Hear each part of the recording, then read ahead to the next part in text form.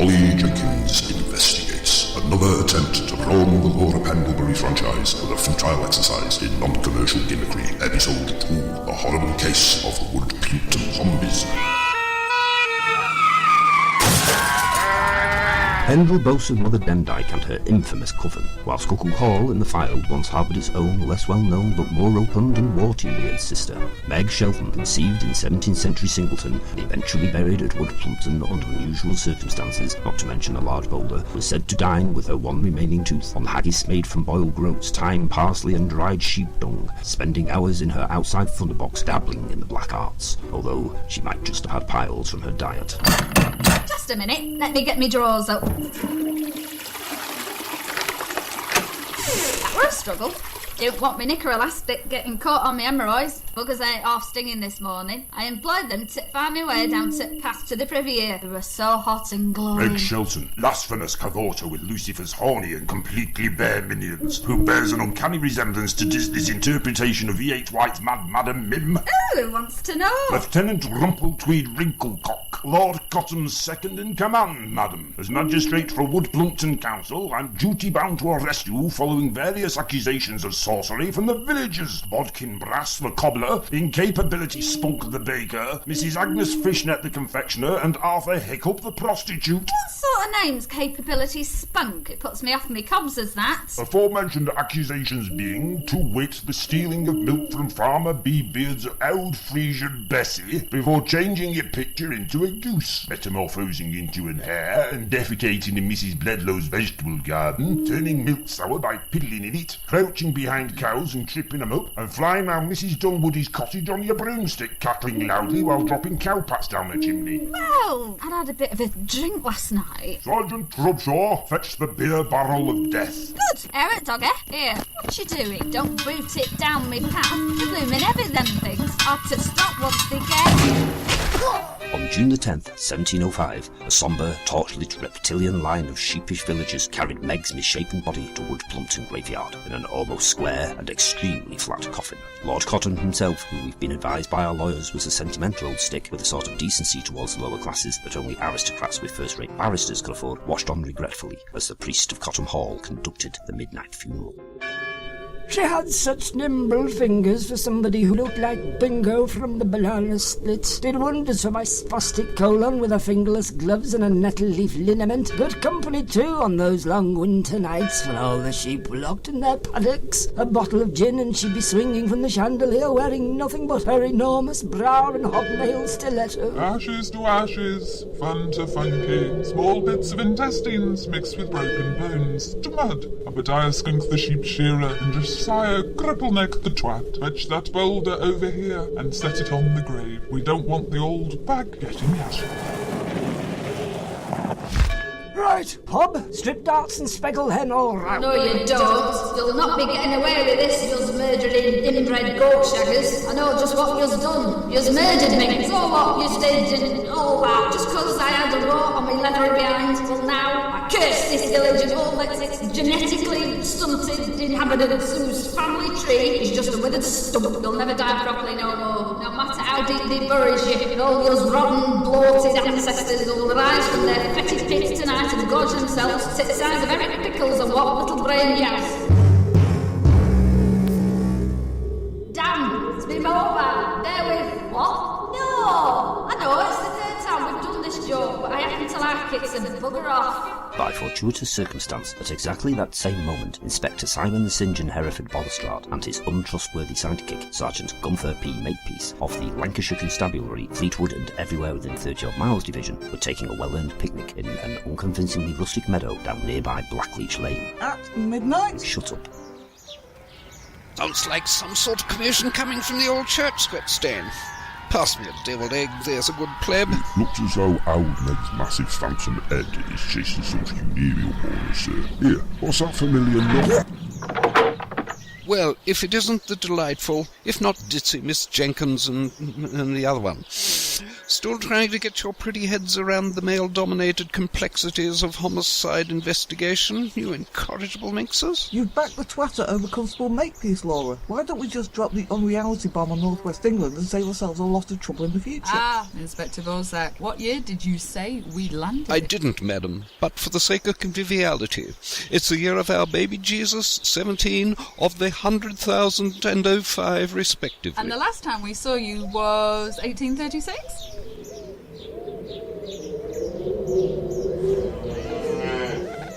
Well, it looks as though we've arrived just in time. Somebody appears to have set fire to Wood Plumpton Graveyard, and the reanimated dead are running amok. Hold on, Laura. This is my spin-off series. I only let you be in it because you threatened to publish that video of me and Zoe the Walrus at Blackpool Zoo on YouTube. Remember what my solicitor put in the contract, Polly? The clause you thought at the time was, and I quote, about as pointless as Anne Widdecombe having a vajazzle. Paragraph 96, subsection D. In the case of all, and/or, any peripheral characters committing to independent series, adverts, scenes of a theatrical and or otherwise contractual nature. Reciprocal amount of media coverage, monetary returns and/or airtime will be allocated to the character of Laura Pendlebury Esquire or any actor stroke actress currently engaged in said role, care of 56 Claremont Terrace, North Shore, telephone 865555 and breathe menacingly.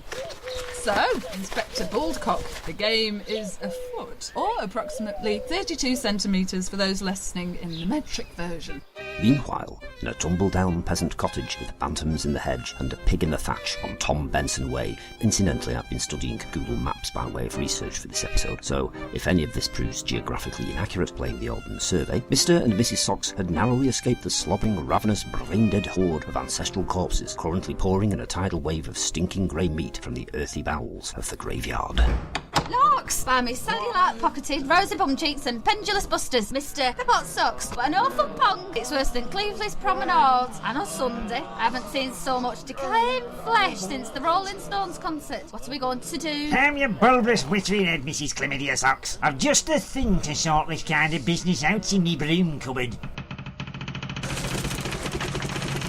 There is go, look, one industrial strength Black & Decker chainsaw. Seriously, a chainsaw in the 18th century? The Rolling Stones reference wasn't any more anachronistic. Well, stand back, Mrs. Chlamydia Socks. Unbolt the door, let the carnage begin.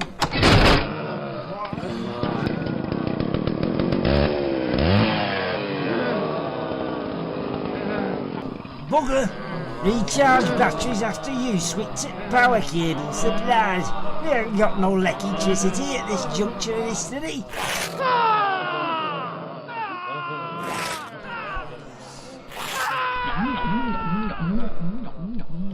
I say, could you hand me the mustard? The ground mist coiled round the lich gate, fumbling blindly with diaphanous tendrils, as Inspector Balustrade and his time-travelling companions skewed to a horrified halt by Wood Plumpton's stocks. Zombies filled the narrow lane in various states of decay, some nothing more than grinning skeletons pathetically dancing on clearly visible wires, others with faces that resembled a pile of damp rags on Jimmy Savile's bedside table after children in need. Get back, you hideous, gurning corpses. You don't frighten me. I've attended Pilling Historical Society meetings before now. I've got a loaded ship and I'm not afraid to use it. Look out, Inspector Baldpond. That rotting cadaver, what resembles Michael Heseltine, only with considerably less malevolence, is about to bite the top off your head with its yellow, drooling fangs. Well, that's another of my favourite blouses ruined.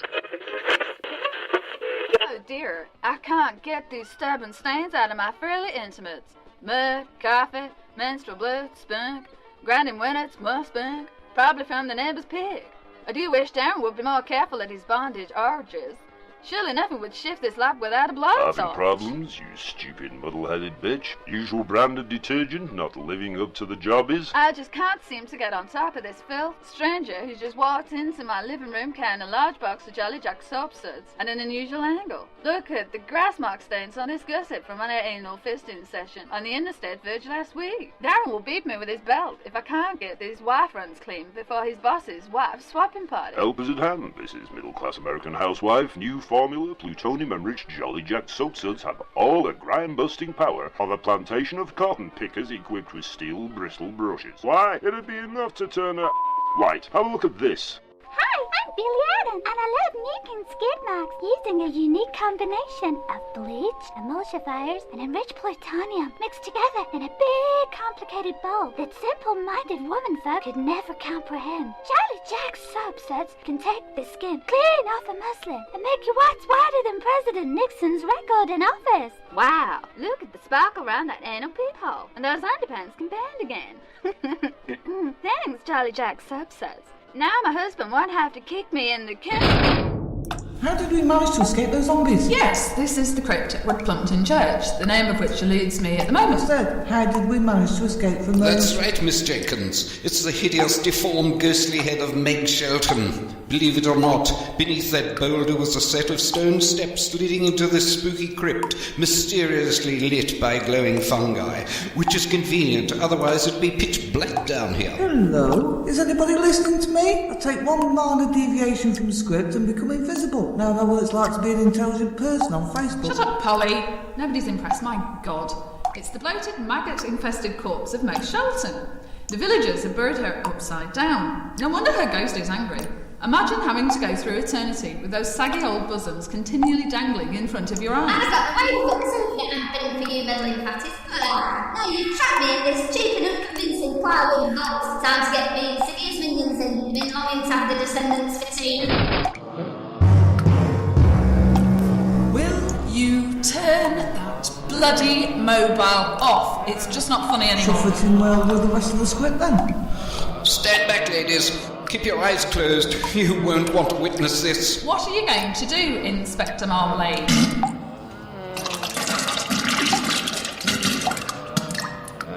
I did warn you. Wait, what's that red telephone box dematerialising in the middle of the hall? It looks like the twatter. That's right, Inspector Ballistics. I'm the Laura Pendlebury from the future, come back to rescue myself with this advanced semi-automatic plasma again.